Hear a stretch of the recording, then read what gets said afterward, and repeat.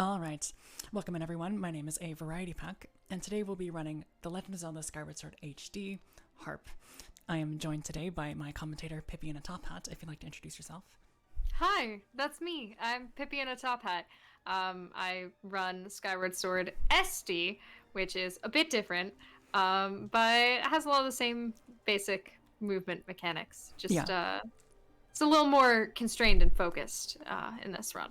A lot of our commentary will be revolved around differences between those versions, since I think that's very apt considering how much more people know about SD than HD.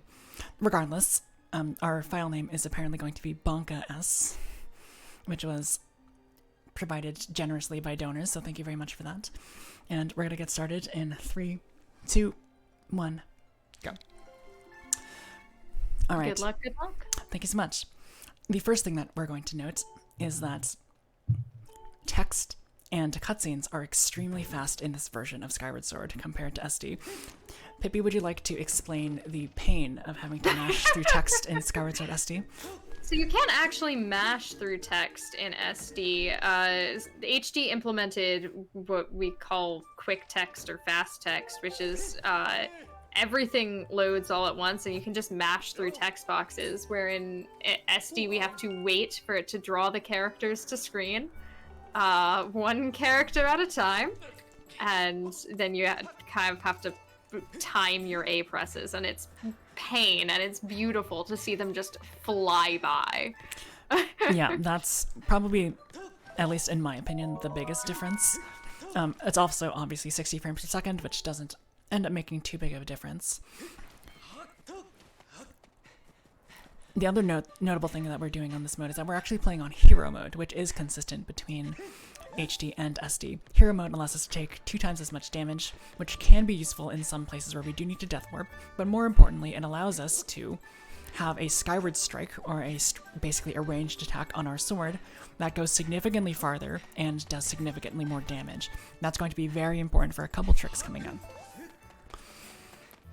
Were we also doing, because this is harp, not any percent, so this will not be a full game category.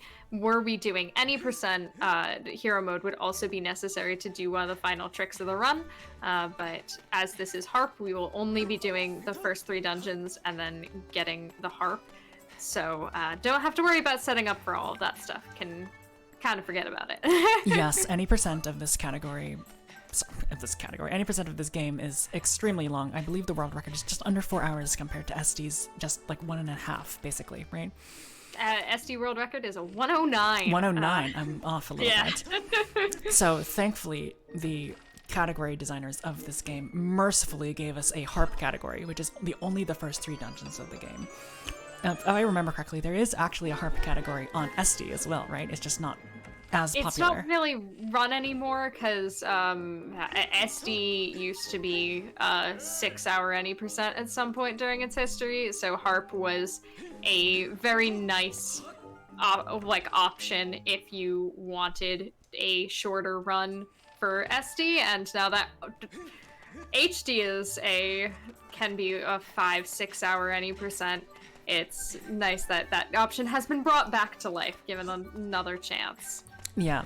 Speaking of which, the biggest difference, I would say, between HD and SD is that HD does not have access to something known as back in time. Back in time is crucial. It's a crucial component of SD runs because it allows you to play on the menu screen and activate flags and triggers where they're not actually supposed to be activated. It is vital because it lets you skip large swaths of the game, something that HD cannot do. Would you like to explain why?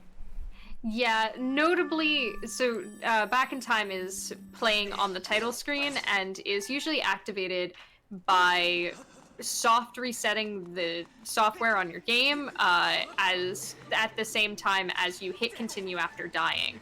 But HD did not actually patch that out. They didn't have to. The Switch, which is the only console that HD is on, does not have a way of soft resetting. It does not have a reset button, and it does not have a way to reset through a home menu or anything like that. So it's just not possible to do.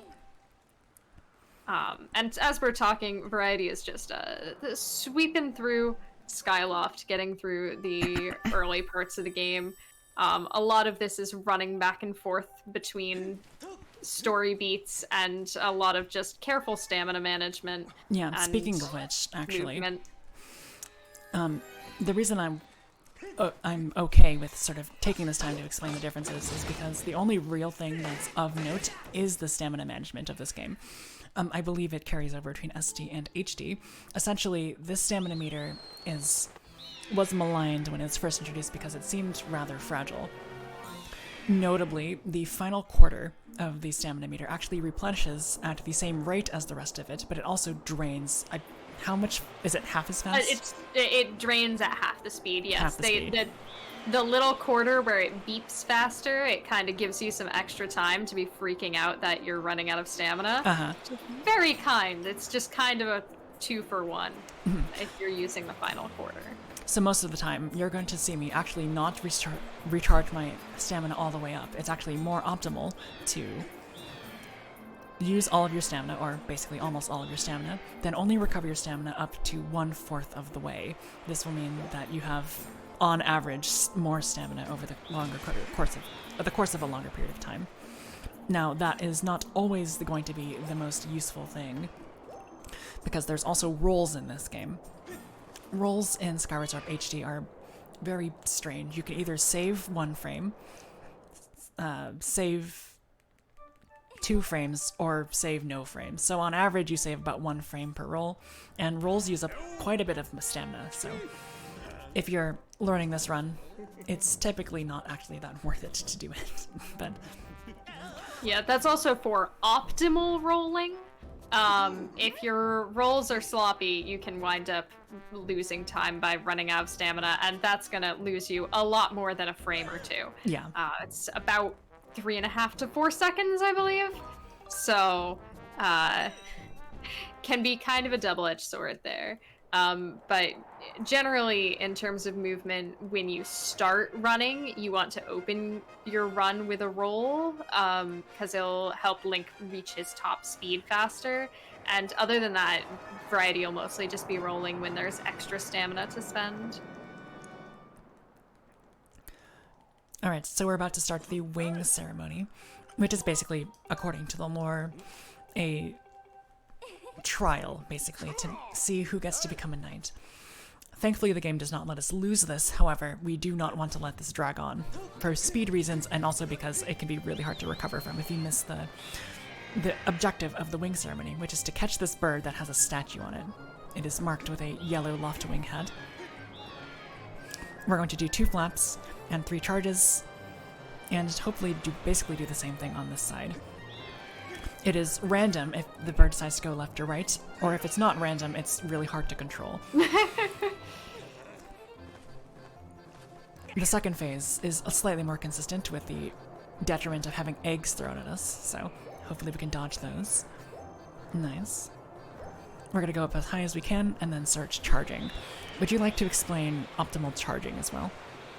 So you get these 3 sort of boosts when you're flying, and when you use them all up, it takes a sort of X amount of time to start recharging, and then it'll recharge the rest of them faster. So ideally, you want to use all your charges at once, and then wait for them all to refill when you're moving around, so that they'll refill for you faster. And of course, once it is full, use them as fast as possible. Just spam that. Which seems counterintuitive, because you think it might be better to, like, wait for the animation to be over or something like that, but no, it's just better to spam them all. Yep. Fast as you can. Alright, we're currently following Fee, who is this game's probably most hated character. If I remember correctly, they did actually tone her down in terms of how often she says things to interrupt you. They did. That being said, we don't talk to her much in the any % rep for SD anymore anyway. Yeah. But not before we see a very scary cat. This is a remlet, which is basically, it's only evil because of some influence by some strange curse from some strange guy, which we're not going to worry about because we don't get to see it anyway. However, it is fun that on SD you actually have to start by rescuing one, and HD gets to just skip it. So jealous. It just adds a ton of time that's completely unnecessary. Please don't eat me. Oh my god, you ate me. Okay. Oh my gosh, that was so rude. A nice introduction to the fact that you cannot really void out on Skyloft because you get rescued by these sort of park ranger friends. They catch you, they're the Knight Academy like graduates, and they catch you and bring you back up. Even though you can void out anywhere in the rest of the game and you still don't take damage, you just respawn. Only voiding out in lava would deal you damage in this game. Yeah, that was unfortunate, but it is a marathon run, so I should expect things to go horrifically wrong. Anything that can go wrong will. And that's just par for the course. Luckily, I did set my estimates such that it does accommodate for that.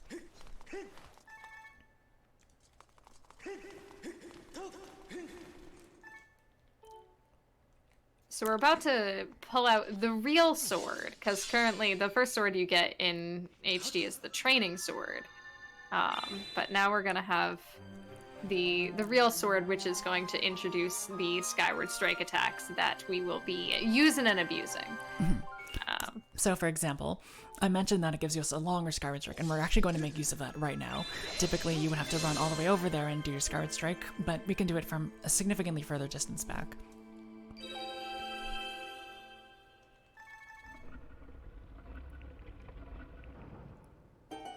And we're going to make use of that at the end of every boss fight as well.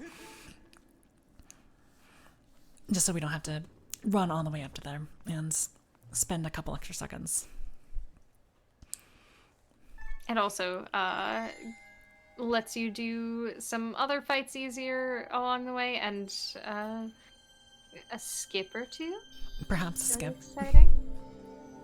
So we just inputted a tablet into this tablet holder. Very cool.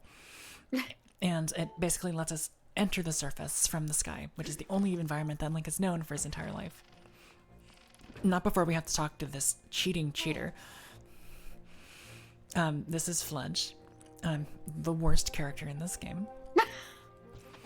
Coming after Fledge. Oh. Poor Fledge. And we're just gonna roll away from him, even though he does give us something that's actually quite useful. The adventure pouch, which does hold bottles and shield and stuff like that. We will be picking up a shield from Instructor Owlin here. And that's gonna be our best friend for the vast majority of this run. Shields are very nice because they let you obviously block damage, but also parry attacks so that you have a wider window of damage application. Oh, also, I do believe the incentive was met to do blindfolded Girahim 1. That is true. And that is only possible thanks to shielding. Without the shield, you would not be able to do that. Well, I'm not going to say you wouldn't be able to. It would just be significantly more awful. It would be maybe a bit unwieldy. Yeah, I mean, you'd have to guess a lot of things, I think. I would encourage you to try it, Pippi. Maybe it's not as bad as you think it is. Sounds terrible. It does sound terrible. I'm not going to sugarcoat it. It does sound awful, but one of the nice things about HD and talking about comparing HD and SD speedruns is that we do so much death abuse in SD through back in time and through setting up the next use of back in time and reloading maps and all of that, that we're constantly just at 1 health, and you do have a little bit more leeway throughout HD to not have such a horrible time if you take the slightest bit of damage. Yeah. So what you might have just seen me do there is a little bit of optimal movement throughout those Dekobabas so we don't actually have to kill them. If you slash past the first one by doing a jump slash, the second Baba will just simply not try to attack you. You can just run past them. The final two, I incited one to attack me, and I just ran backwards so it wouldn't get me. And then I just ran forwards, because you can only attack only so many times per minute. This very scary stake in the ground is just begging for a Skyward Strike, so we'll happily oblige it. Which will open the sealed temple up on the top of the ruins, as well as give us these little wind geysers. These wind geysers are very important if you are doing any percent, because you have to fight the very well-loved imprisoned 3 times, but thankfully we are not going to see the imprisoned at all this run. In fact, we're going to very luckily just stop just before we meet the imprisoned for the first time, so I'm sorry if you... I love the imprisoned. Yeah, I'm sorry if we're looking for a big plate of guacamole today. Yes, notably, harp as a category, as we said, is the first 3 dungeons. So that's going to be Skyview Temple in Farron, the Earth Temple in Eldon, and the Lanayru mining facility in... Oh, who would have guessed Lanayru? Alright, now that we're in the Seal Temple, we're actually going to do something that's not required, at least on harp. On any percent, getting this bottle on the right-hand side of the temple is completely required, because you need 2 bottles to get water later on. However, for harp, it does give you a potion, so if you're really in a pinch, you can take your potion and recover 4 hearts. For marathon safety, it's good to have, but also I do that on all of my normal PB runs too, because it doesn't lose that much time. And coming up, we have the final boss of the game. Placing 1 marker. Yeah, for some reason, where I place that marker is incredibly finicky. If you're just barely off, it will say, nope, do it again. And I've lost runs to just, like, trying over and over again to appease this old woman, but sometimes to no avail. I've heard that if you zoom in first and then place the marker, it's significantly more lenient, but no one has time for that. That's also like the strat of shame. Yeah. Because I couldn't place a sticker on a map. Oh no. Alright, so it's time to actually show off what this very hero mode powered strike does. I said it goes longer, yes, but it also does significantly more damage, akin to the fully powered up Master Sword at the end of the game. If I run past these guys and do a Skyward Strike behind me, all of them die. This would simply not be possible on a normal mode run of this game. Also of note that the Skyward Strike does increase damage. The actual blade itself, that's not the projectile, does not, which is why when she encounters fights, you're going to see Variety move past enemies and then get a little bit of distance and then attack. Because you don't want them to be too close to you, because if they get hit with both the projectile and the blade is going to take priority and is going to deal them toothpick damage instead of big scary sword damage. Yeah. There is a log jump that you can do here, where you push the log just a little bit forward and then do a interesting roll off the very left edge of it. I just opted not to go for it this time because I did not want to be stuck here for 10,000 hours. So it saves like 2 seconds max. Yeah. It's not a huge deal. And we're actually going to see that same strat that I just did once again, but instead of running forward past the enemies, I'm just going to run backwards. And while I do that, do you want to explain what in heck this little creature is? That's a Kiwi. There are plenty of Kiwis. So the first quest of the game is going to give Variety the slingshot, which is going to be our first like utility item in the run. And in order to collect the slingshot, we have to run around and pick up all the Kiwis. They're adorable and they make fun noises, but they do like taking a bit of time. So you can join in our running game of pick your favorite Kiwi. Yes, Machi is probably the most recognizable of the Kiwi, but yes, neither Pippi nor I consider Machi to be our favorite Kiwi, although we disagree on whom is actually the best one. I prefer Lapsa, who is the Kiwi we're going to see next. And Pippi prefers Ulo. It's Ulu. I learned to pronounce. Is it? I thought I said it was Ulu, and you said it was Ulo. Is it We're Ulo? gonna find out. I guess we'll I think find it's out. Ulo. It's probably Ulo. Listen, we don't save any of the Kiwis. Nah, yeah, that's true. in SD anymore, but or at least not in any percent. You'd have to go to all dungeons or hundo for that. So you might have seen me just randomly bonk into a wall. For some reason, if you bonk into that wall by rolling, a rope falls down that you're normally supposed to hit with a slingshot. So, I mean, we'll take it, but it is indeed very strange that that does happen. Yeah, I did do an errant bonk when I was rescuing the bird, but that bonk was entirely intentional. Yeah, a lot of this is getting the Kikwis out of hiding, which is gonna include scaring them to wake them up, picking them up, and also, in the case of, is it Erla? I think it's Erla. Yeah, Erla. Is the one that definitively we want to not scare her, because if you scare her, she's going to do like this little crawl and hide animation, and it's really slow. You might have noticed a big brown mass that I just decided to ignore. We do actually have to talk to Bucha, I believe his name is, but we don't actually have to talk to him right now.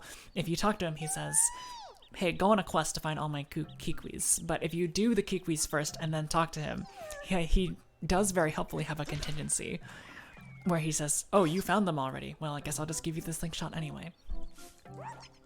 He's a good guy. Oh, this is Lopsa, by the way. This is the best Kikwi. I love his little hair. You know, competent runners can disagree, or whatever level of competence I am, I'm not sure.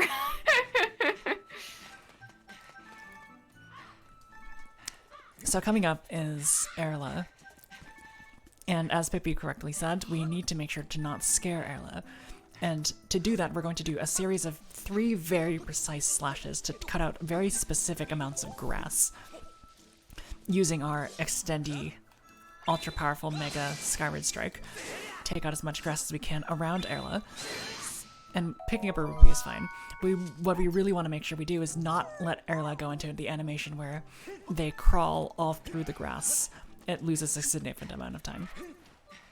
Yeah, if you cut some of the grass surrounding Erla, but not all of it, she'll like try to crawl to some of the remaining grass, and it can be very slow. Look, the best Kikwi. Ulo with her adorable mohawk. Yeah, all of those things that you said were true, kind of. Just kind of. Just kind of? I don't know, I don't think I can be swayed. Alright. Now we can finally talk to Bucha. Now that we've found all of his are they his children? I actually don't know. I don't know. Has anybody ever read the lore for this game? I feel like that's something that I should know, but I do not. His friends? His something. Alright, he's gonna reveal the slingshot to us, which is in his little back pouch. And we're gonna do a little bit of interesting movement where we run up, but then also side hop in the same frame that we collected, meaning that we can jump off while also collecting the slingshot. This will make it so we don't actually have to collect the slingshot and then sort of run off, which saves maybe 2 seconds tops. There's actually a fun, interesting quirk about how this game is programmed, that when you collect the slingshot, you also collect the B wheel, as we call it in SD. I don't know, it's the item wheel, whatever you call it. That one. That thing, yeah. And that allows you to select what item to use. And if you skip the slingshot somehow, then you cannot pick up other items. So even if Variety could have skipped the whole Kikwi process, you can't do that unless you have a method lined up to get through the entire rest of the game without a single item. Which we can do in SD any percent, but that's a lot of back in time nonsense. Yeah. That is not gonna fly here. Alright, so coming up is one of the most important tricks in the game.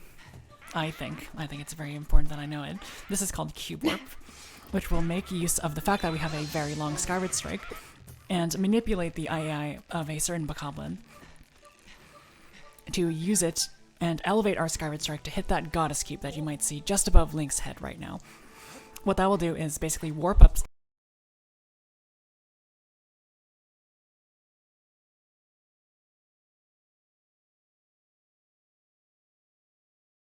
So the way that this works is that you must watch this cutscene. The game just really, really wants you to see this cutscene for some reason. So we sort of make use of that. It teleports Link up when you actually do see the cutscene. So using Cube Warp, we effectively say, hey, you want us to watch the cutscene? Fine, we'll watch the cutscene, but we won't take the route that you want us to get to it. A little bit of rebellion.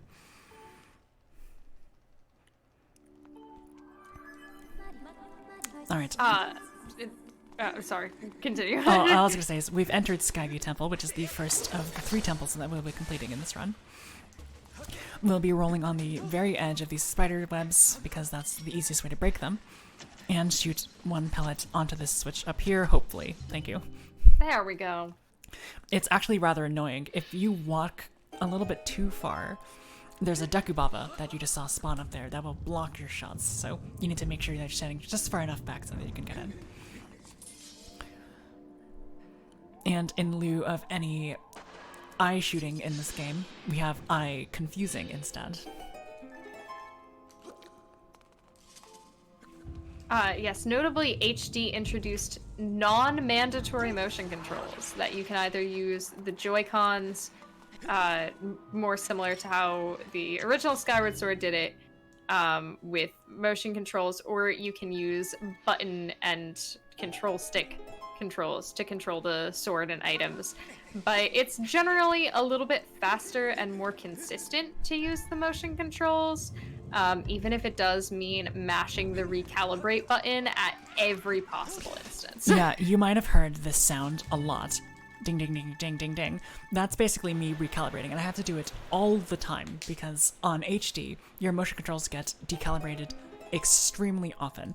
And it's just better, it's just safer to make sure that you have that contingency in your back pocket at all times, just mashing the Y button. Now, while this is why I generally prefer SD's motion controls over HD's, however, if I remember correctly, if something goes wrong with your calibration in SD, it's a long time to actually recalibrate. So I think that's the trade-off, yes?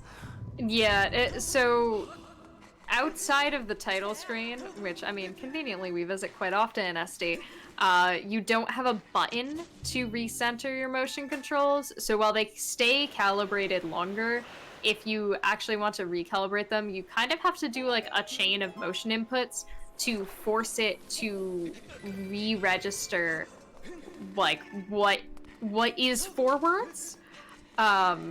And it can waste a bit of time, and it's a bit more unwieldy than just pushing button. So there's a bit of a trade-off between the two. Yeah, the other trade-off is that the SD version has, well, thanks, Spider. That Spider was really persistent. Yeah, the SD version has the access to the sensor bar, and it's very strange because the game, I believe, basically never tells you that the sensor bar actually does something in SD, but it does actually quite a bit. Without that, in HD, it can be a little bit unruly to get your motion controls to work in the way that you want them to. So we have to confuse 2 eyes now, which we can accomplish by standing just a little bit further back. And we get access to the small key, which will bring us into the main room of the dungeon.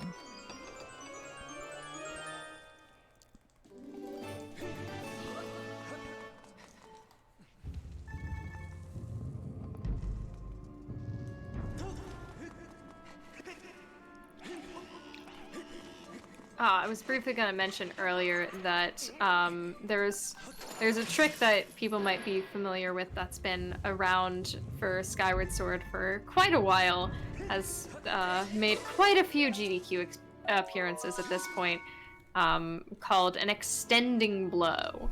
And that was actually another interesting casualty to the run in HD, that while it is theoretically still possible, actually the increased frame rate makes it just incredibly more unlikely to work out. There's RNG involved depending on what knockback animation an enemy gets, and because of the increased frame rate, it has more possibilities to work with.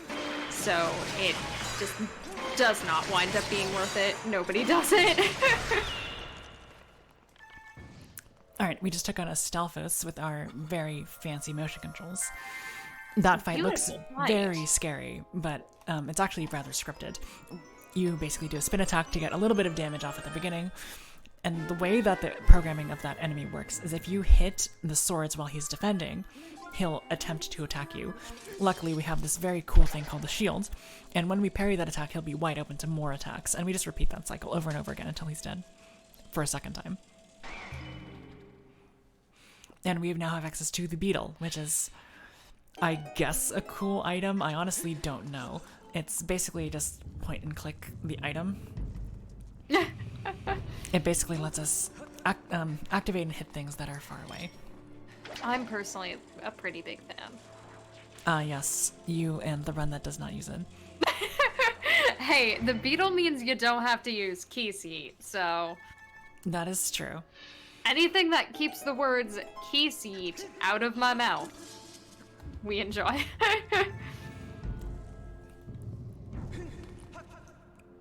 Key seat, of course, being a rather RNG reliance trick in the middle of an SD run, which can just make or break an entire run. Yeah, we'll point out later when Variety sails past this, like, choke point of a glitch in SD, because, wow, it's almost like having the items that are intended for use to beat a puzzle helps. No, I'm actually flouting something that I typically like to do. I actually have my shield equipped, which is typically not recommended, even though it doesn't technically lose you time. For the vast majority of the game, if you don't need to parry something, you typically want to unequip the shield. Simply because if you... Hold on, let me count here. If you try to do a roll, sometimes the game will think that you're doing a shield bash instead, since they're both inputted using the left Joy-Con. So if you don't need to have the shield out, it's typically better not to have it out. I will unequip it as I leave this room.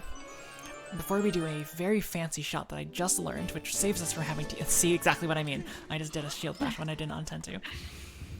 Very fancy shot that I just learned. So hopefully I can get this without too much trouble. I'm intrigued.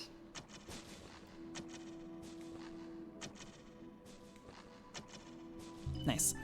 Ooh. Very fun. I missed that 4 times, but that actually does end up being faster than just shooting the beetle, because the beetle is very slow, because we do not have the...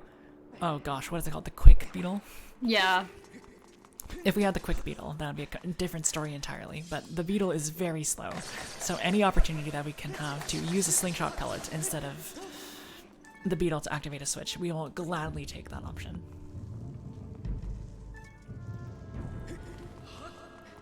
Yeah, the beetle is definitely a cute mechanic, and not really the fastest one, so...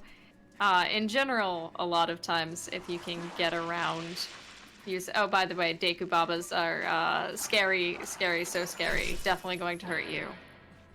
Oh yeah. Wow, I can't believe you made it. Those Deku Babas, I think the game intends for you to use the beetle to sort of dismount them and kill them that way.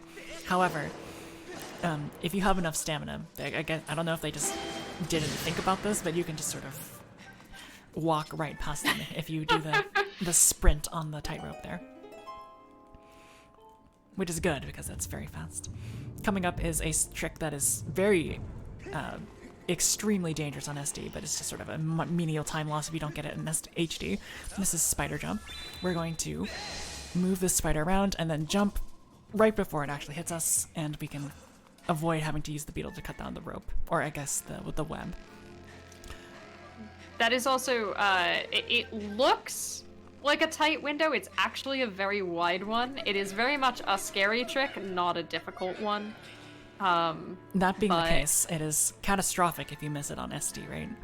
Yes, on SD, we have only 1 health, and if you take damage, you get sent back to Skyloft, and have to do essentially everything in Farron all over again, which is a very different set of things that we do, but equally long and annoying. So we'd ideally not like to do that. Alright, so coming up now are ropes. These ropes are coded interestingly. Oh my goodness. Okay. Yeah, the ropes in this game are just bad. I think every Skyward Sword runner would agree. The only debate about the ropes is which set of ropes are worse. Wind Wakers or Skyward Swords, because they both have their quirks. It's just hard to grab onto them. It's hard to get momentum on them in the way that you want. It's just very... Sorry. I don't think this works. Okay, it does work. Alright, so it's been nice knowing you all, but it's time to put on my biblically accurate mask and do this next fight blindfolded. Thank you for donating to get that incentive. H, by the way. This was the H by the way. Alright, see you on the other side.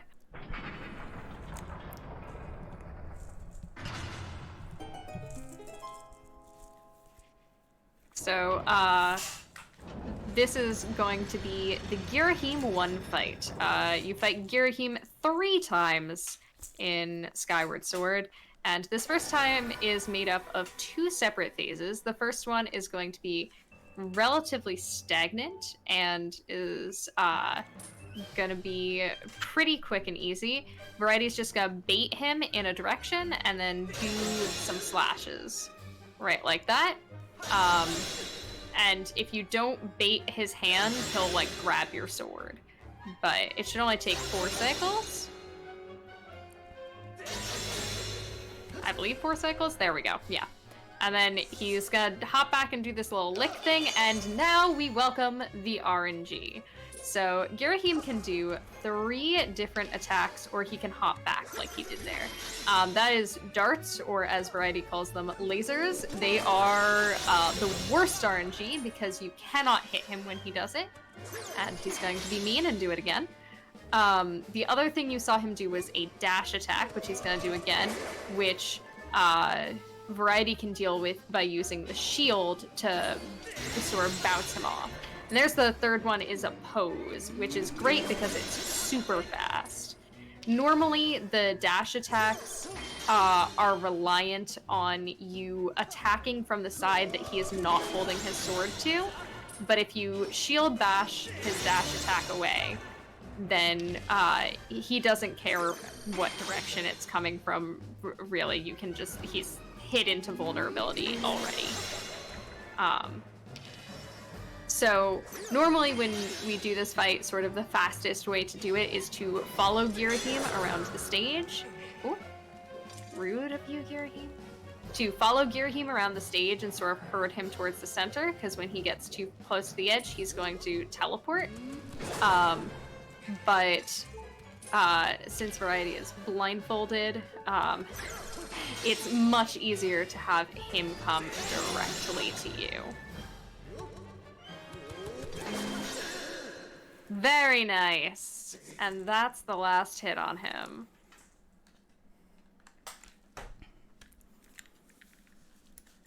Of course, all the damage was intentional, right? Just to keep us on the edge of our seat? That was very close. I trust that you explained that properly. I hope I did. The reason that I was so baffled is typically when he teleports behind you, you do a spin attack, and if you hit the side that he's blocking, if you do it with 1 strike, he'll typically attack you back. But if you hit him twice, typically he'll just jump backwards instead.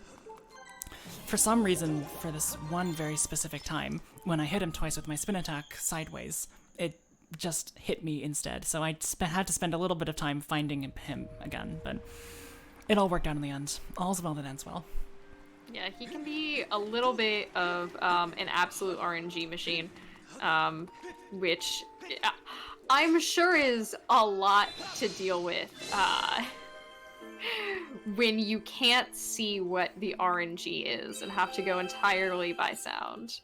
Yeah, and the biggest problem with losing that is that the timing for all of those things is actually relatively consistent, because he'll walk back sort of not a fixed distance, but very close distance away from you every single time. If you miss something, that's really unfortunate, because he can sort of be at a completely different distance from you. The hardest one to time, obviously, is the dash towards you. Yeah. So I did take a little bit of shield damage, but I'm not super worried about that.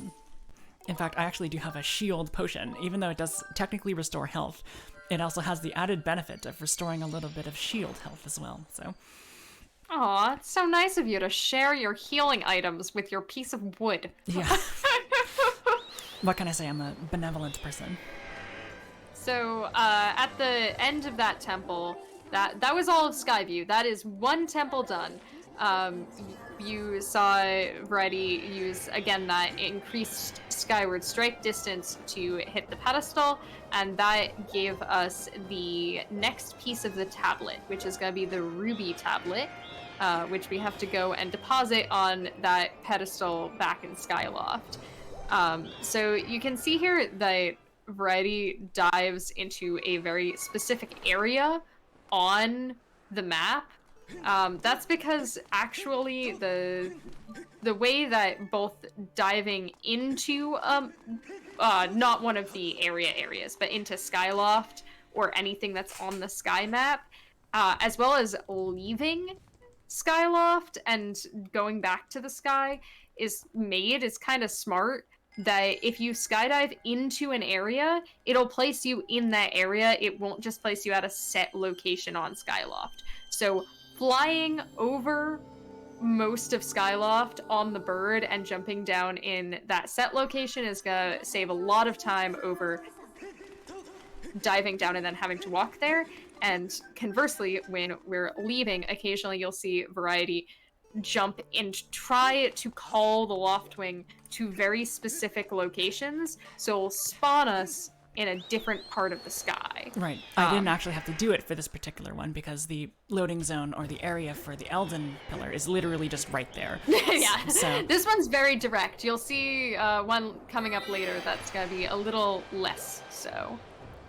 you'll see me basically count to myself for like 10 seconds and be like, okay, this direction for 5 seconds, this direction for 5 seconds, and I have not missed it for a while, but I completely just jinxed myself now, so just, I'll put that out there. Oh, you can blame it on me if you miss it. Commentator's curse, right? Oh, of course. I didn't realize this was a Smash tournament. We got time for a donation real quick. We absolutely do. We got a $5 donation from You Done Goofed, saying good luck Friday and Pippi on Skywarding the Sword, as well as HD3. A donation goes to the MM bonus run. Ooh. What is that? Can I ask? Majora's Mask has a bonus run incentive. If you want to know more about that, you can go to speedgaming.org/incentives, and you'll see all those incentives there. But yes, there is a Majora's Mask run coming on later on in the event, and that's a bonus run for that. Awesome. I would love to see that as well. More Zelda is the correct amount of Zelda. Just saying. Normally we would say that, but we're actually going to shoot this cute little creature in the face with a pellet. Reason for that, I'm not just being a meanie, but you actually need to do that, because if you don't, you have to actually watch a cutscene and then do a little bit of involved movement where you have to roll a bomb into the I believe it's called the Pyreps hole, and we would rather not have to worry about that. So if we shoot it in the face, we basically get to skip all of that pomp and circumstance. Secondarily, you saw those Pyreps in those little bone helmets, I guess you could call them. We want to make sure we get both of their attention so that they don't try to breathe fire on me while I'm rolling the bomb. Roll the bomb across the sort of weird spine bridge, and then run after the bomb, which looks very dangerous, but by doing so, you don't actually have to wait to run across the bridge by yourself. You'll already be sort of halfway through the bridge. Speaking of Skyward Strike fights, like you saw all the way back in Farron, this is the final one, I believe. And it's the most complicated because there's so many enemies. So I'm going to try to get them all in a row. Charge at Skyward Strike, turn around, and shoot it out. Oh wow, that was actually awful. Oh my gosh, they were really mean. Yeah, okay, we got it second try. There we go. That was very odd. Normally it leaves like 1 or 2 on that one if you're not lucky and they don't want to orient correctly, but wow, did any of them die on that first I don't shot? think so. I have not gotten 0 of them for a long time. As you said, it's very common to get 1 or 2 left behind, but all of them is definitely a skill issue. And shoutouts to a skill issue of programming for that particular fire up there. Everyone's favorite bomb spot. You put a bomb there and it blows up on your feet and deals you 0 damage because consistent coding, I guess. As far as I know, no one really knows why that happens. Yeah. But it does Circles? kill the pyre. Oh. But I guess it lets us progress, but not without a little bit of confusion. There is a fun little visual trick you can do there, known as circles. That is very hard. In actuality, it is a precise angle in which you enter the cutscene, and it has no frame-saving effects. It just makes Link run in a little circle for a second. Yeah, I've actually been told it loses time, but I don't know if that's true. Does it? We had to all do it anyway. All right, so this is a little bit awkward. I'm going to wait for my stamina to recharge all the way and try to manipulate this bokoblin such that it tries to roll a boulder and we can get up there without it trying to stomp us. We did get stomped, but that's fine. We made it up. Typically, I actually don't remember what you're supposed to do there casually, if I'm being totally honest, but what you need to do with that particular trick is have the bokoblin roll a boulder down, and before it gets the chance to see you, have it roll another boulder down so it can be locked in that animation. That animation of him rolling a boulder down is extremely long, so you want to make use of that so you can actually get up without it sort of blocking you from climbing the ledge properly. I think you're maybe supposed to hit them with like a slingshot pellet or something to stun them. That would make sense. I'm not sure. That's actually quite a difficult slingshot pellet shot for casual players. But I don't remember. It's been a long time. there's a way more simpler version of it right now, so. See, in SD, we just do this entire section out of bounds. So, what you really don't want to happen there is for them to see you and go over to stomp you while you're like clinging on by your fingertips, because they'll just step on your finger and you'll fall off the ledge. And then you have to fall down the hill and do it all again. Yeah. It's a little bit better if they step on your toes like that first one did, because, it did you some damage, but we have health. Who cares? Yeah, interestingly, it's better to take health there.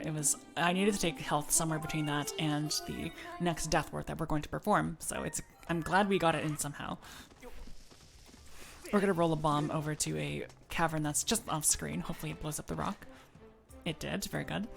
And we're on a quest to pick up 5 little key shards, which will form the key to the second temple of the game, the Earth Temple. Yes, for completing that Bokoblin fight earlier, Variety picked up the digging mitts, which are our first item of Elden, and is going to allow us to pick up all of the key shards to try to get into the Earth Temple. You can see the progress meter of it on the top left there. Looks like we got some friendly fire. Oh, that's actually not great. Oh my gosh. Whoa! That's just a swag strat. Yeah, totally. Yup. I would never mess something as easy as that up, ever. Speaking of difficult tricks, coming up is Elden Out of Bounds, which is the HD version of the SD marathon that you have to do out of bounds. We have very different definitions of Elden Out of Bounds between versions. Yeah, so we're going to sort of manipulate this one specific bokoblin because it will aggro us for the entire time. Move it up the stairs in a very particular fashion so that it does not de-aggro. Which it just wanted to... Ow! Really rude. And try to get it to attack us here in a very specific manner so it knocks us up the Right hill up there. here. Yes. I'm low on health, which is interesting, but it's not catastrophic. Do one final side hop, and we've skipped a rather lengthy running section where we have to climb a bunch of vines, and no one really wants to do that, so that saves about 10 seconds. 10 seconds, more like 40 seconds, excuse me. A nice sort of feature of Skyward Sword is that you get the sailcloth for completing the wing ceremony, and now all fall damage is really optional in the rest of the run, because you can just pull out the sailcloth at the last second and not take any damage. It's pretty free. Yeah, there's a trick in both the HD and SD any percent versions called Gear Him 3 Skip, and there's a place where you need to take damage in the SD version because you don't have the sailcloth, but we are a little bit more blessed, I suppose you could say, with the HD version because we do have access to the sailcloth, so we're not ever really in danger of death. If you die in the SD version, then you have to start that all over again, and that's just an awful fight to have to do. Yeah, unfortunately you only really get one shot unless you picked up extra health in the SD version at that trick, because then you don't have enough health to continue and to try again. But in HD, hey, we got the sailcloth, so if you're just starting out learning the trick, you can try it again and again and again if you want to, and just like keep going until you get it. So, you might have seen me take a game over there. That was intentional, fear not. Basically, it lets us teleport all the way back up to the temple instead of having to run all the way back, which would be indeed slow. And the first bit of... Sorry, go for it. There's a question in chat for you. Does the out-of-bounds Boko have a name?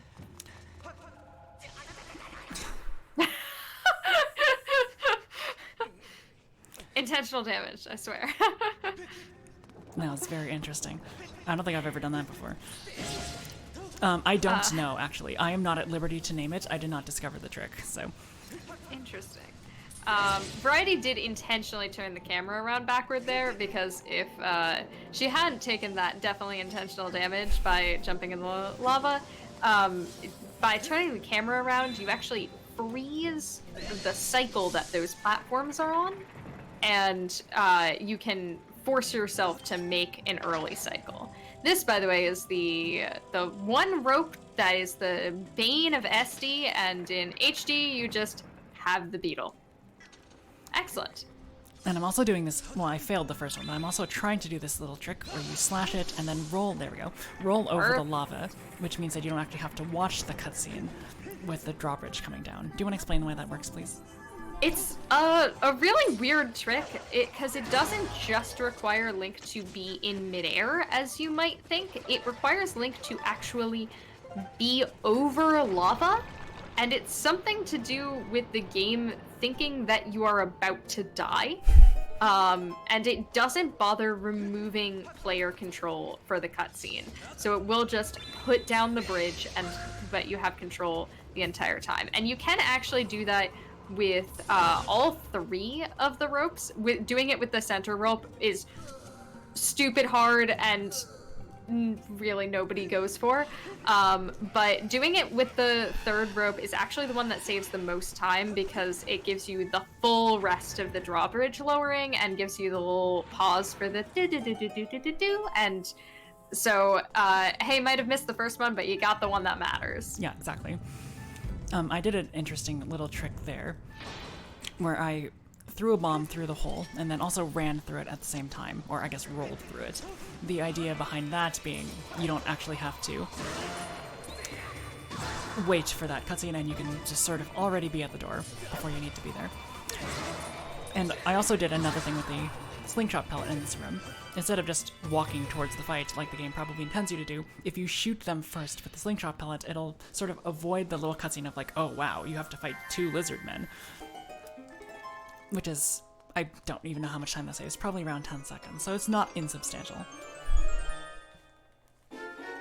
This game sure does love its dramatic camera zooms on things. Alright, so we picked up the bomb bag, which lets you hold bombs. It's actually this magma here is bomb bag, and then lead here is going to give us some bombs, which makes no sense since he did not have a bomb bag, but that's no matter. Alright, coming up is one of the only reasons that I envy SD runners, is that you don't have to do whatever this is. Yeah, this whole temple has these interesting ball rolling. Oh my goodness! Oh, where did that come from? Well, it is better that happen at the beginning of the ball rolling puzzle than at the end. Yeah. I am absolutely baffled. What sniped you? So, when I pulled out the bomb, it was fine. I was going to blow up the wall that the game intends me to blow up. The only problem was that there was a keyst behind me, and if fire touches the bombs, they instantly explode. So, apparently, I just got super unlucky, and the keyst just decided to come up to me out of just in a loving embrace. I'm gonna make sure to kill the keyst before I do that this time. As you saw, when you fall off of the ball, well, that one you also died, which yeah. sent you to the beginning of the room. But when you fall off of the ball, it's also gonna take you back to the last time you were on safe ground, which, in doing this puzzle optimally, you should not be on safe ground very often, because you want to get from point A to point B as fast as possible, which means that falling off the ball, especially towards the end of the whole section, can be kind of catastrophic. So we really don't want to do that, and Variety might take a few quick pit stops. Yeah, just to touch the floor. There's one in particular that I'm going to make sure I get. It's just before the next really big trick in this run, which is called peg skip. Coming up, there's going to be the entire reason we're doing this is so we can get and activate a bridge, which will let us actually reach the next major room of the game. I don't like that. All right, and you can do what as the game intends, which is to sort of push 2 pegs in and sort of, I guess, raise the bridge that way. But you can sort of be a little bit snoopy, I guess, and do this thing where you push in the first peg, and just before the cutscene begins, you can do a bit of a jump slash. And what that... I'm actually going to do that again. And what that jump slash allows you to do is make your way to the highest version of the platform, which is the final step of the bridge, before you actually have to raise the rest of the bridge. That seems like a very difficult explanation, but hopefully I'll do it, and it will be very easy to see what I mean. Yeah, essentially you are raising up a series of platforms, and you are jumping on one of the platforms as it raises up, so you don't have to raise up the rest of the ones that lead up to it, because you're just already on the tallest one. Can I make this cycle? I'm gonna try. I believe in you. Oh, okay. Sneaking by. I need to make up some lost time. That was... I have no idea what happened with that keys. That's never happened to me before. I'd just like to say that it was funny. Yeah, key seat is a trick that relies on manipulating how the keys move, and you've just seen that they move super erratically at all times. This is why I don't like this trick, and I'm jealous of your beetle. Alright, so this is the pit stop we're gonna definitely take. There's a lizard man here, but hopefully he's not gonna actually hit us. And here's peg skip. We're gonna make sure that Keys is off screen so it doesn't actually try to hit us. And we're gonna push this in and do a jump slash at just the right time. Oh, we didn't actually. Ooh. This happens every so often, so I'm gonna roll it back out and just give it another go. Might as well.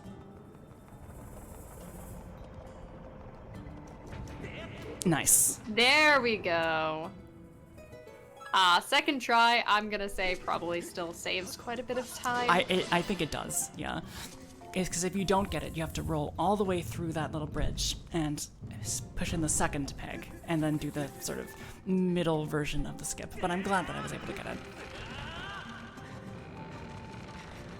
so we now have some slope puzzles, and this first one we can do as intended, and the next one coming up, we're actually going to skip the little pit stop that they intend you to take. They intend you to throw bombs at that wall on the left, but instead we're gonna bait all of the rocks to fall down, and then do something called a stutter sprint, which is going to be rapidly tapping your A button, or your sprint button, I forget what it is on HD, to extend Link's stamina far longer than it's actually supposed to be, so you can get all the way from the bottom to the top in one stamina bar. It's at the cost of some movement speed, but we don't mind because it is so much faster than blowing up the little pit stop on the side. Why would we do that? Do you mash the A button? I mash it to a vague rhythm. I do like tap, tap, tap, wait, tap, tap, tap, wait, tap, tap, tap. Interesting. I tap it to the tempo of the Stars and Stripes Forever. The John Philip Sousa march. It's about 120 beats per minute, so I don't know. That's how I remember it, at least. You can kind of judge, if you don't have like a mental rhythm you're going for, how well you're doing by how much Link screams. There's like a certain range of interrupted screaming that'll work. We have achieved our second key, the D key. Now, normally that would be a good thing, but the problem with the D key is that it makes us have to fight the worst boss in this game. Meet Scaldera. Yeah, Scaldera is basically it was that giant rock that was chasing us, basically, but with this time with an eye and 4 spindly little lava legs. The core conceit of the fight is that we're supposed to be on this sort of long track, and he's going to charge at us. Eventually he's going to stop, glowing with fire. We can throw a little bomb at him, make him roll down. He'll do exactly what King Dodongo does, which is basically suck up some air. We can throw a bomb in his gullet, and it'll explode, exposing another little bit of his eye. That's the core conceit of the fight, but perhaps Pippi would like to explain why that doesn't always end up playing out as we want.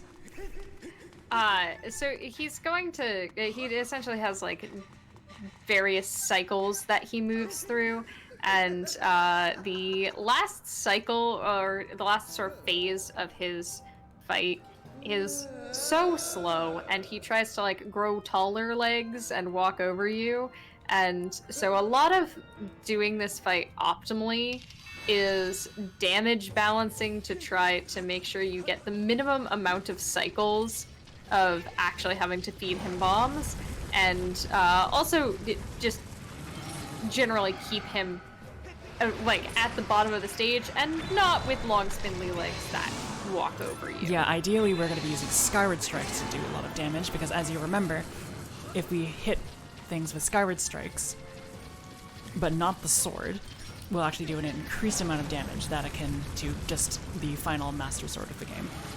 I actually need to do the bomb first. Now, ideally, this is actually not that difficult. In a perfect world, what would happen... Oh, more?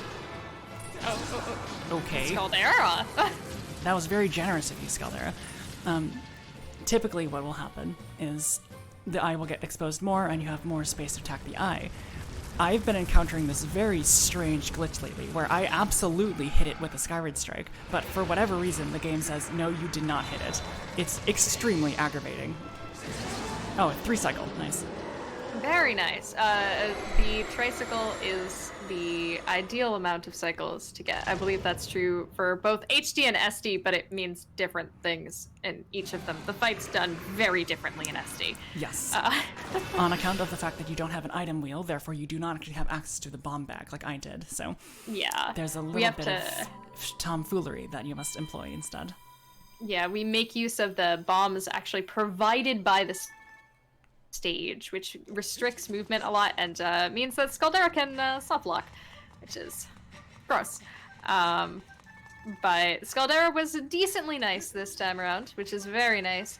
As mentioned, his armor is janky. There's not much of a better way to describe it. You kind of sometimes get the feel for, like, when he's in various positions, how to sneak by his armor and do the correct amount of damage. Because it's just got weird hitboxes. You can just kind of bounce off and it definitely looks like you hit him, or it'll just do, like, the wrong amount of damage, or whatever. It's very wonky. Yeah, but thankfully we're done. We'll never have to see Scaldera again. Unless we decide to do boss rush. I never have to see him again. On all my future runs, he's dead. Wonderful. Alright, coming up is the final segment of the game, which is in Lanayru, the desert section. Yes, but not before we actually put the desert tablet. What is it called? The something? Amber tablet. Amber tablets. Yes.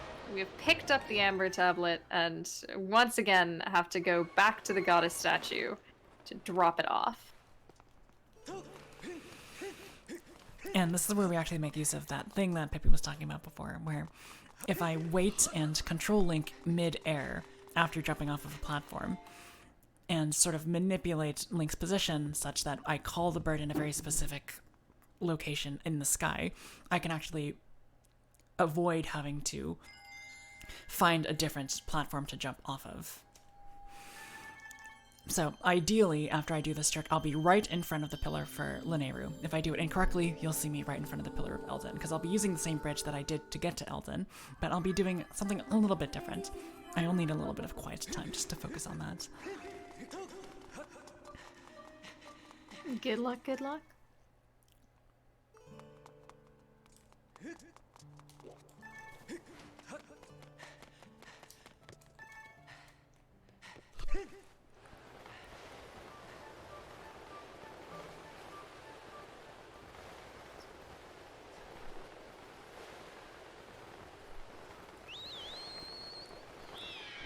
That should work. It did. Yeah. Beautiful. That looks very confusing because as you saw when I called the bird, guess what pillar you saw? It wasn't Lanayru. It was definitely the Eldin pillar. But I was so far left and so far close to the actual,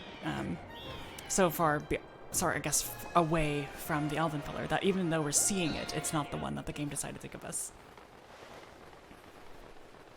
Yeah, and all of that is done, by the way, with motion controls. That was one of the fun gyroscope additions to the game.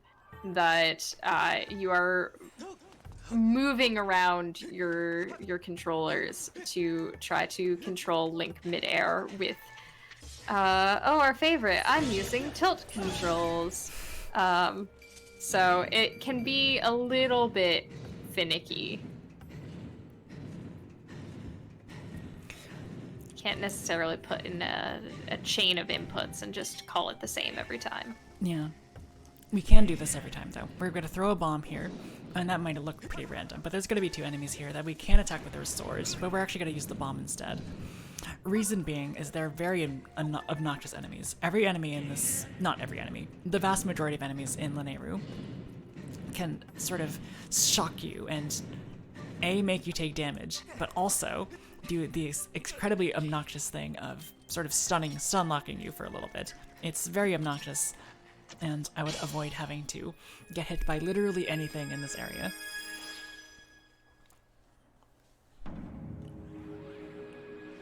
When there is a thing that is electrified, basically what that means is they have a hurt box as well as a hit box, so they can get hit, but when they're electrified, you will take damage instead because they're electrified. Therefore, your metal swords will be very conductive. I think that is the reasoning. Something that this game definitely has realistic science. I definitely believe that. Oh yes, including the time travel that we just saw. These are time shift stones. That's the gimmick of Lanayru, is that we have these nice little rocks we can hit, and when they're lit up, what we're seeing is actually the past. And in the past, all of this old tech that's fallen apart and become in shambles is gonna work, and we can use these magical mine carts and all the little scrappy boys. I know Scrapper is his technical name. What is he? Some sort of marshmallow robot. Yeah, but the marshmallow robots, yeah, they're alive and active, while the time shift stones are active. So we've got lots of minecart riding to come. I just performed there what's known as a break slide. Basically, if you hold a very specific position, which is pretty minute, honestly, on the left joystick, what you can do is pause the game. Oh my gosh, okay. You can pause the game, and after you release it, as long as you're holding the target for whatever reason, what will happen is that you'll sort of shoot across the sand, because the game really only inhibits your sand speed if you have forward momentum. When you have negative momentum, or I guess something in that realm, the game won't really follow its own rules, and it will, in fact, just make you go really fast instead of really slow. You can correct me if I said anything wrong there. I believe I'm mostly correct. Yeah, it is, it's called ESS position, and if you've seen runs of other 3D Zelda games, you'll know that the ESS position it is weird in a lot of games. It has a lot of effects in the 3D Zelda game engines. And this is really the only time we use it in Skyward Sword runs, to my knowledge, is to perform break slides. But it does give you a small amount of technically negative momentum, even though you are physically moving forward. I'm not a wizard. I don't understand it very well either. Yeah. There's one instance of break sliding, actually I guess two of them, that are absolutely crucial. They're both coming up. One of them which is coming up relatively soon, and the second one is used in the middle of the final dungeon of the game. So we'll see both of those as we go along. Now, you might remember me saying that typically you don't want to have your shield out when you're running because you don't want to accidentally input a shield bash when you mean to roll. That advice is completely thrown out the window in this particular area because of these weird crab enemies that you might have seen called ampulas. They'll sort of charge at you with very electrified shells, and it is not worth dealing with it, so you can shield bash their shells and stun them for enough time. They are the bane of my existence today. Alright, we're gonna do a new strat here that I just didn't discover, but started to implement into my own runs. Normally, you're supposed to actually go fight this fight with these two technoblins, as they're called, basically bokoblins with electrified swords. But if you throw two bombs at them, one of them will just explode from the bomb, and the second one will actually rather not exist entirely than actually be faced with a bomb. So he actually despawns himself right outside of the area of effect. This is the most important break slide of the game. This is Temple of Time skip, so it prevents us from having to do the entire thing where we actually raise the Temple of Time and turn back time here. Yeah, of note, ESS position is holding the controller. Oh, okay, you hit something. Holding the control stick just outside of the dead zone. So in the center of the control stick is gonna be the dead zone. So you want it to be the minimum possible distance outside of the dead zone that would still cause Link to move on solid ground. Beautiful. And as you can see, Variety actually did two break slides there because they do slowly lose momentum over time. And two break slides and that amount of distance, you really need pretty good ESS for it to get you that much distance. And you don't have more stamina to work with. We are not Breath of the Wild, and we do not have stamina food.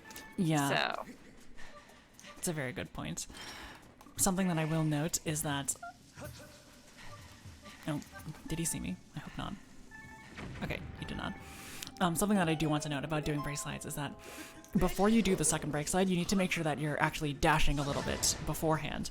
Simply because you need to be, I guess, above ground enough so that you don't actually just sink in as you continue to do the brake slide.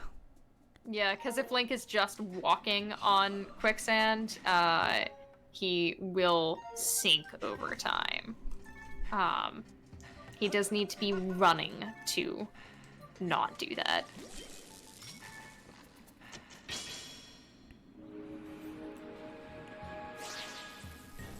So, Variety is now doing the fun little puzzles of Lineru.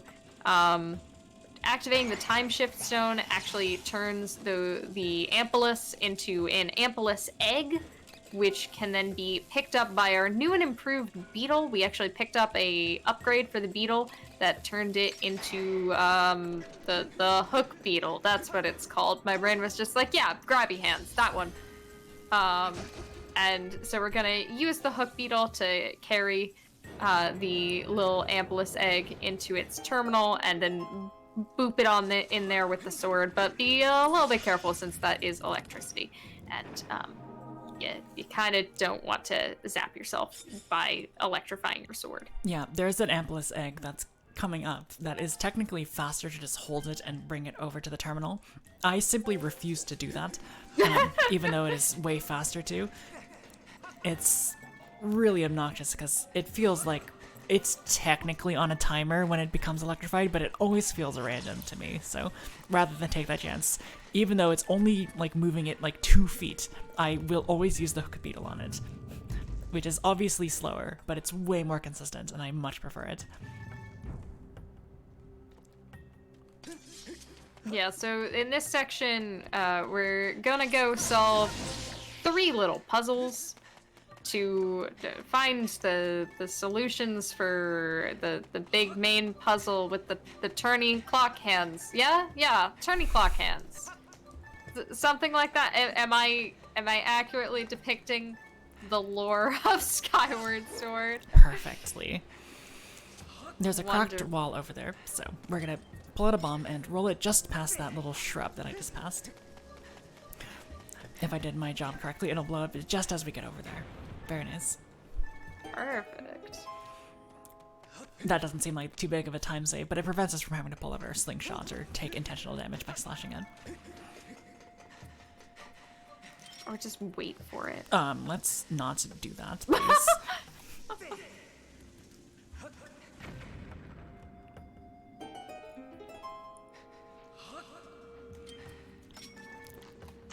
Now, Pippi alluded to this before, but if enemies aren't in the vision of the camera, or enemies or platforms, anything that really moves, if they aren't in the vision of your camera, often what'll happen is they just don't exist to the game, really, so they don't really move or activate in their cycles as they're supposed to. So we're gonna absolutely take advantage of that with these Ampula enemies. Right on time. Yeah, the Technoblins, the Ampulas, basically everything. There's especially an enemy called the Centrobe later down the line that we're going to really want to use that for. Yeah, if you can't see them, well, maybe they can see you, but they can't do anything about it, so...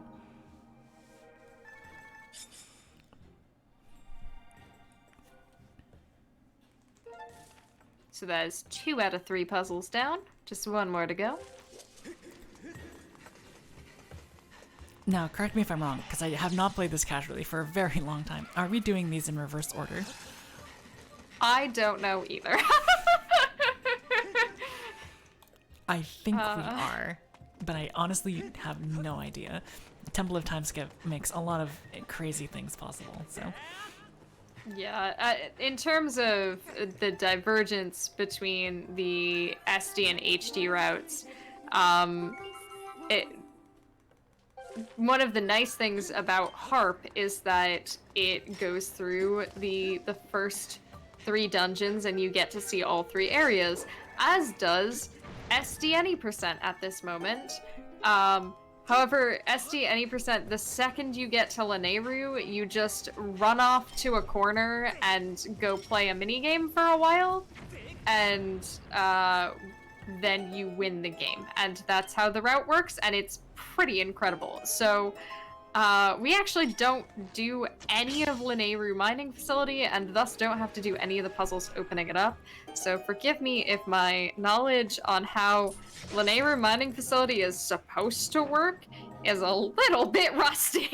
I think it's just time to run glitchless, Pippi. Oh, of course, because I definitely want to do that. Alright, so something you might have noticed me do there is I rolled the bomb, or I guess I threw a bomb into the basket as was intended. And typically you're supposed to throw a bomb right here and have it explode. But by rolling it into the, I guess, the falling path of the hoop, or the basket, what it allowed me to do...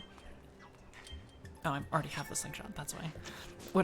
Nice shots. What it allowed me to do is have that sort of detonate the bomb for me, meaning I didn't have to waste a little bit of extra time with the slingshots and throwing yet another bomb at the other cracked wall. So correct me if I'm wrong, the solution to this puzzle is to point the little clock hands towards where the physical puzzle pieces were located for those... Yeah, if you like look at the map. It's actually a pretty cool puzzle, casually, but... It's a very interesting puzzle, but you can also just memorize where to move the little clock hands to. And... Yeah. You know, you might be wondering to yourself why we can't just do that if we know where they're supposed to be. The reason is whenever we activate a terminal, it actually gives us the option to move that in a very particular place. You might remember that when we activated the terminal that there was electric bolts and a water droplet and a little fire thing that actually appeared on the terminal that we just did, meaning that we can't circumvent, I guess, what the game intends us for us to do. Yeah, not this time. Welcome to Linearu Mining Facility. This is the third and final dungeon of this run, not of the game, but of this run, and it is definitely my favorite. I mean, all of the dungeons are execution heavy, but this one in particular I have a soft spot for because it's just really fun. I wish I could give you slightly more information than that, but I don't. It just feels really satisfying to move through. It's not like Earth Temple with that awful ball that you have to roll. It's not like Skyview with those awful eyes that you have to make dizzy. It's just bam, bam, bam, bam, bam, bam, bam. It's really, really fun. Take out these little eye guys here. Pick up a few extra bombs just in case. And push this block all the way over to the thing so we don't actually have to use the metal one. The wood one is just fine for our purposes. Now, interestingly, if an I don't remember what they're called. I call them eye wigs. If an eye wig drops anything into the path of the box, that item for some reason has infinite mass, and you just can't push the box past it for some reason. Again, science-based game. I'm sorry, I think I interrupted you. I was just gonna say that I do think it's worth pointing out that the movement in this game is really fun to optimize. Just like there are so many little things like the motion controls and the stamina wheel that were unpopular in this game upon release, but when you really have an area where just like it feels like everything works out in your favor, but it's actually like very execution heavy, and you know, making sure that you are like taking the correct lines to get places. It feels very satisfying. Highly recommend.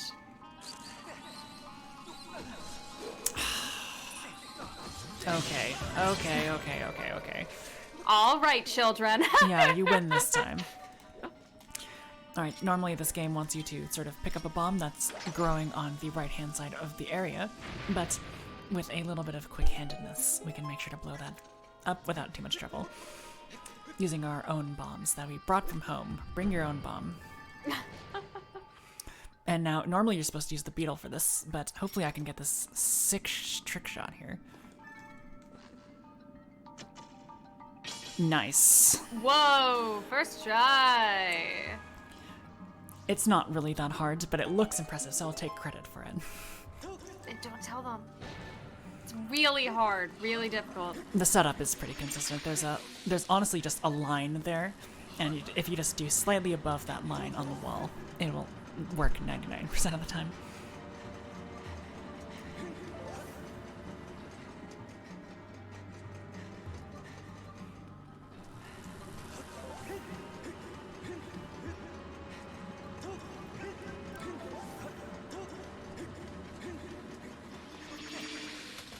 Alright, so I'm gonna get hit by a laser here, but I'm actually okay with that.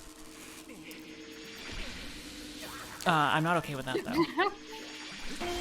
Alright.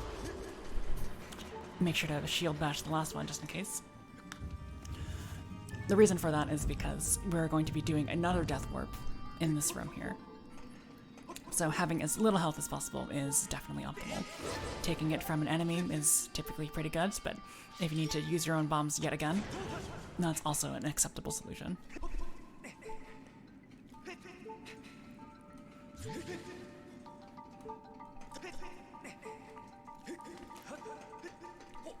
So we're going to take out a bomb, place it on the side of this chest, and then open the chest, revealing the best and most practical item of this game. The Gust Bellows. Because everyone wanted a reverse vacuum cleaner for Christmas. Yeah. Have you ever wanted to do chores in your Zelda game? Well, of course! do I have the item for you?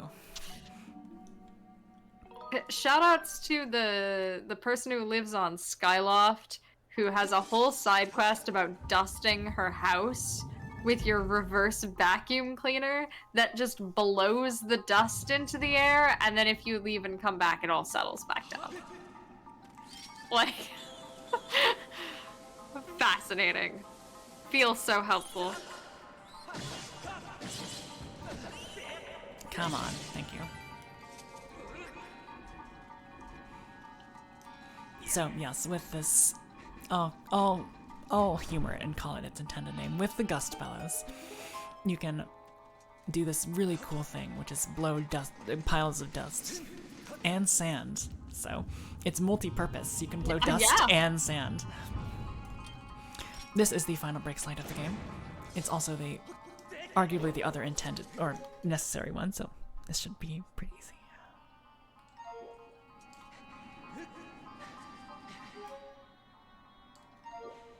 Very nice.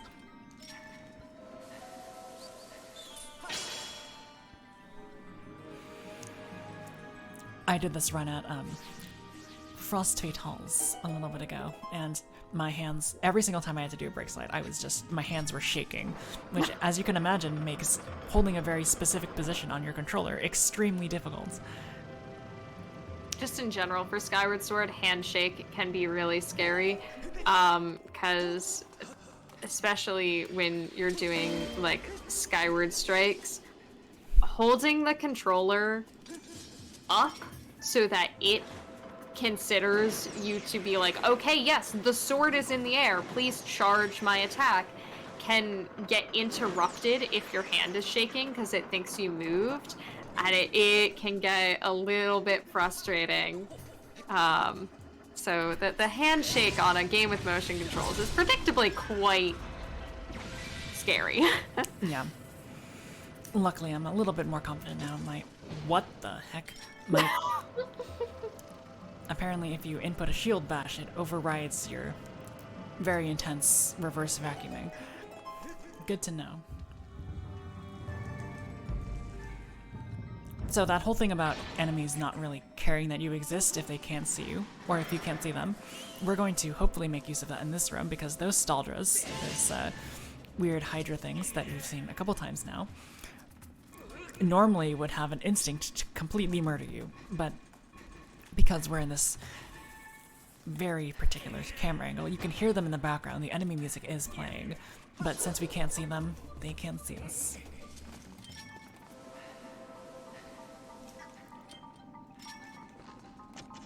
Nice. Getting all the sick trick shots. And they're replaced with an enemy that is arguably significantly worse than them, the Armos. I do like fighting Armos, but they are obnoxious to fight. You need to take out one of them with a slash, and the second one with a stab. I don't know about you all. I find stabbing in this game to be weirdly difficult. I don't know why. I could not tell you why. But it's just something about my wrist. I think it wants to bend whenever I do a stab, so I need to be especially cognizant of my hand position when I attempt to do a stab. It is a little bit of an awkward motion to get used to. And additionally, it's probably one of the least utilized things if you're playing casually. Like, most casual players do not really do a stab that often. Oh yeah. Raise your hand in chat if you did not know that there was a skyward stab in this game. That is true. There is a skyward stab attack. The game just never tells you. Now, it's actually very useful in the Skyward Sword any % SD run because you need to use its increased power so that you can get past one of the gear him phases significantly faster. But I believe in this particular run, it serves no function. Do you not use it in HD any % as well? I'm assuming it's way easier in HD 80% because, fun fact, as you get upgrades for the sword, even though you already have the max damage on your Skyward Strike, it's going to increase your base blade damage, and it's also going to make your Skyward Strike attacks charge way faster, to the point where when you have True Master Sword on hero mode, it just charges instantly. You just point up and you have a Skyward Strike attack charged. So there's like a big scary timing window in SD that we have to worry about because we have a little piddly sword, a little toothpick. And you know, if you have True Master Sword, you can just blaze through it. Alright, coming up as a trick that I messed up yesterday, so I'm gonna take my time here. We're gonna place this bomb in a very specific location on the floor, and then do a bit of a jump slash onto this minecart, which is obviously not intended. If we did our job correctly, very good. The bomb will explode, activating the time shift stone, but making it so that we can actually just take a nice little ride across this very imposing cavern. Cavern? That's not the right word. Chasm. There we go. Yeah, Link has developed restless leg syndrome. He is allowed to do that. We do not touch him. He is allowed to do whatever he wants, because if you touch the control stick during this minecart ride, he is getting off. He does not want to be up there. Yeah, so. I literally put my controllers down because it's an incredibly fragile position to be in, and it's not worth having to do it all over again. So give your hands a little break. Save yourself from carpal tunnel for one more day. Yeah. You'll actually notice that I actually got off of the minecart at basically as early as possible. If you go a little bit too long, what can end up happening is that you actually activate the save statue that's on that platform.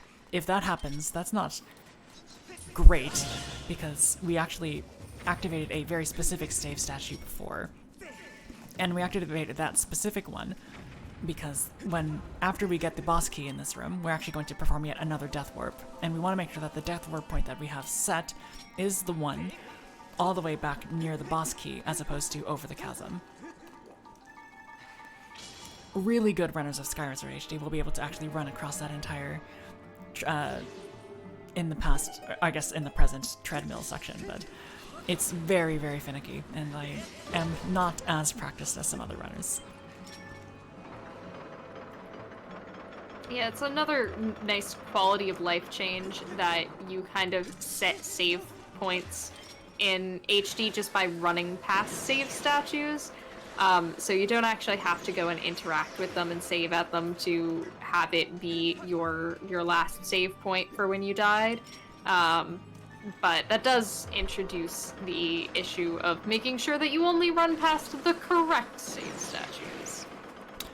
This Centro, as I've mentioned, or at least alluded to in the past, is a jerk.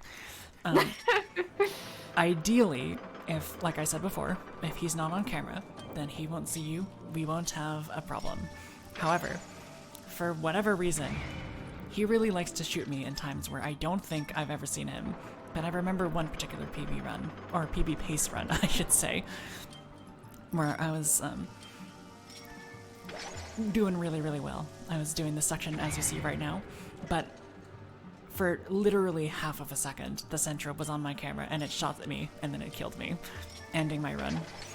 So we're going to need to be very careful with its positioning on the screen. That whole puzzle, by the way, Variety was supposed to throw bombs into the little basketball hoops or whatever.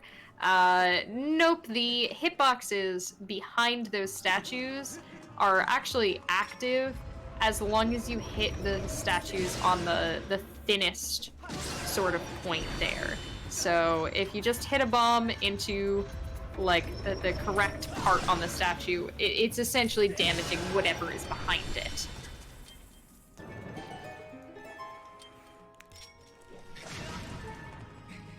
Oh no, you took damage. I did. I've actually, speaking of that jerk Centro, I've literally done that fight, gone to open the key, the chest for the boss key, and he still sniped me from all the way back there.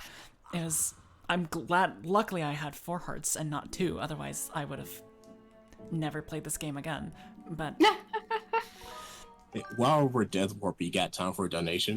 Sure. We're just gonna watch a cutscene before the boss. Shujat donates $10. $10 to pay for the lessons to learn how Link just runs up low walls. I don't know who to give the money to, so can the runner tell me where? Majora's Mask sounds awesome. I would love it for it to go to that.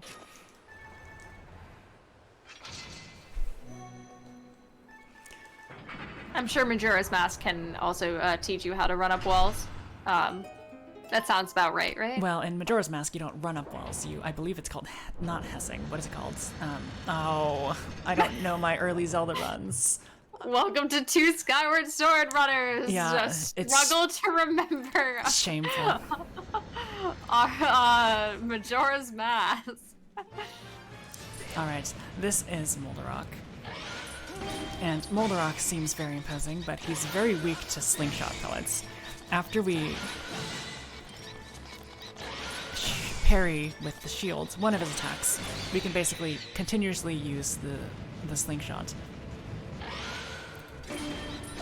Now, I should have done it there, but I'm actually going to avoid doing that on purpose because I want him to be against the wall. The reason for that will become clear in just a second. Okay. Interesting. Moldarok, cooperate, please. Yes, please. Hopefully he will do it now. Very good. Alright, slash.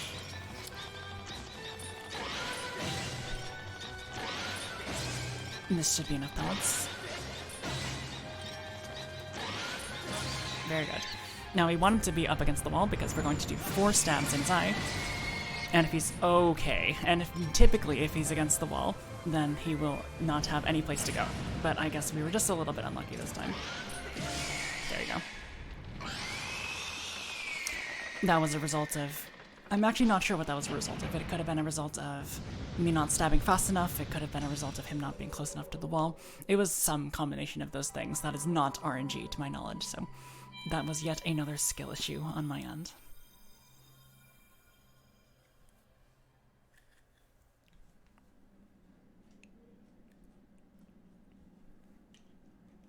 So that will have been our 3rd and final dungeon boss. So, the excitement of 3 whole dungeons and 3 whole bosses. Huzzah! Yeah, it was very exciting. Very strangely, the game has you do this very unexciting thing right at the very end of the run, which is to shoot a beetle all the way up to a very high switch and then spend 30 seconds just basically watching a glorified cutscene on a minecart. We did a couple of, between the 2 of us, races between SD Any% and HD Harp, because at the time our PBs were pretty comparable, and it was very funny to have the intense moment of fighting Final Gauntlet versus riding on my favorite minecart. It was a good time. one thing I want to note before we call time, which is going to be in about maybe just above 30 seconds, is that the beetle, if you're aiming the beetle upwards, it has a different speed than if you aim it straight forwards. It's significantly faster when it goes straight forwards. So the optimal way to use the beetle is to have it go to your intended height and then have it go horizontally, because that's just going to be the most, I guess, direct path to get there with the fastest speed. Yep. Once the screen fades to white at this door, we will call time. And there we go. 1:39:01. Not too bad. How do you feel being the proud owner of one whole harp? Well, we don't have the harp yet, actually. Oh, darn it. Zelda still needs to give it to us. Zelda, come on, this is a speed run. Well, I guess we already called time, but... Yeah. Alright, so while we watch the cutscene, I guess we can say a couple words to finish off. If you'd like to tell the people what your whole deal is, Pippi. My whole deal is mostly Skyward Sword and a little bit of keep talking and nobody explodes. But yeah, I am Pippi in a top hat. I do the Twitch things as well. So come by if you want your brain to melt, or Hotfix. Hotfix is on Monday. More Skyward Sword. Yeah, good. I'm terrible at advertising. Variety, you take it. Alright. My whole deal is this game, Bayonetta, and Bioshock Infinite. I actually ran Bioshock Infinite earlier today, so if you were around for both of those runs, hello again. And past that, thank you very much for having me 2 times. It's really been a pleasure to show off a lot of the work that I've been doing for both of these games, and I really appreciate the chance to be able to do that for such a good cause.